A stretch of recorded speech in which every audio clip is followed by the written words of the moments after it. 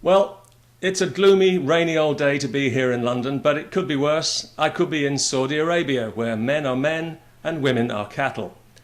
Can I say that? The Saudi Arabian Human Rights Commission. Now, there's a collection of words to boggle the mind, but apparently this organisation does actually exist. And they intend to complain later this month at an event in Copenhagen that Muslims living in Europe are denied human rights and are not allowed to freely practice their faith. How about that? Being lectured in human rights by Saudi Arabia. And what next? Animal welfare from the Koreans? I mean, does it get any more surreal, you ask? Well, yes, apparently it does, because they also want us to stop linking Islam with terrorism, which is pretty rich coming from the guardians of Islam and the guardians of terrorism. Now, in a sane society, the guy who actually stands up to make this speech would be bum-rushed out the door the moment he opened his mouth, or even better, run out of town on a rail and dumped in the river.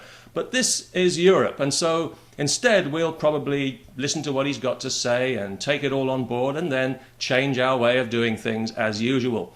Just this week in the UK, we've been told that a leading supermarket chain is now allowing Muslim checkout staff not to handle alcohol if they don't want to. So you can bet your life they'll now be lining up around the block to not want to. We've had a pharmacist refusing to sell birth control because of religion. We've had a Muslim dentist who refused to treat a woman because she wasn't wearing a headscarf. And now we've been told that some Muslim doctors are refusing to treat certain people because of their precious faith. Well, here in the UK, we have a technical term for this kind of behaviour. We call it taking the piss. And we don't like people taking the piss. It gets up our nose and it gives us the right hump. It's a cultural thing. If Muslims are really as downtrodden as the Saudis would like us to believe, why are there currently plans for a Saudi-funded gigantic mosque to be built right here in London? The largest mosque in Europe, no less. Eat your heart out, Denmark. We know you'd love to have it, but we're getting it instead. And it's going to be built right next to the site for the 2012 Olympic Games, if they can get the planning permission. Even some local Muslims have been protesting about this plan, because they say they'll be marginalised because this mosque will be run by extremists for extremists, which means it's pretty much guaranteed to get the go-ahead, and the London Olympics will doubtless be dominated by a mosque the size of a football stadium.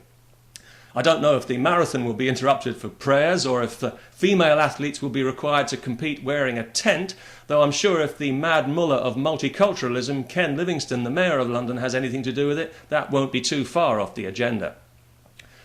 The fact that the Saudis feel they can get away with this cynical bullshit just shows how far that we've already allowed ourselves to be pushed here in Europe. Radical Islam has seen us for what we are, a soft touch. It sees that political correctness is like a drug that we just can't stop injecting, even though we know it's going to kill us. And they're taking full advantage of that, turning our sense of fairness against us and making us despise ourselves for one of our best qualities. And any concession made will be seen as a sign of weakness to be exploited further, because there is no dialogue with radical Islam. It doesn't want to be agreed with, it wants to be obeyed. It thinks it has the God-given right, aptly enough, to make the rules not just for Muslims, but for everyone. And some of us, frankly, think that that's a little bit too much to ask. And if you think that that's unreasonable, well, all I can say is, my freedom is more important than your faith. Much, much more important. And besides, I just have this natural aversion to being bullied and pushed around by bigoted, misogynistic ignoramuses. And I say that with all due respect.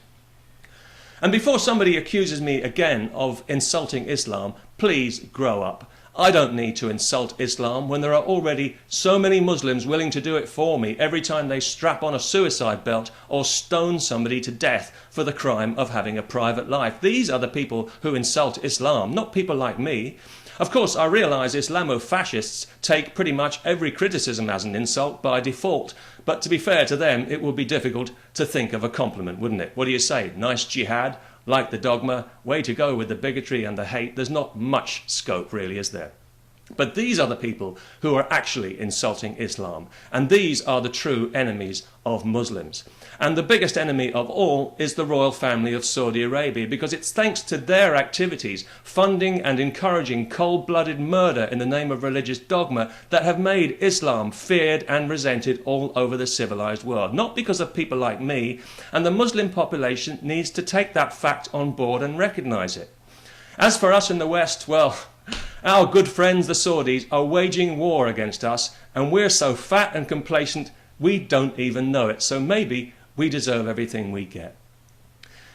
People have said to me, you know, you're pronouncing that wrong. It's not Saudi, it's Saudi. Well, okay, fair enough. I'm happy to pronounce it Saudi. I'd be even happier if the country was just called Arabia, and the medieval wackos who currently run it were back in the desert, living in their tents with their livestock where they belong.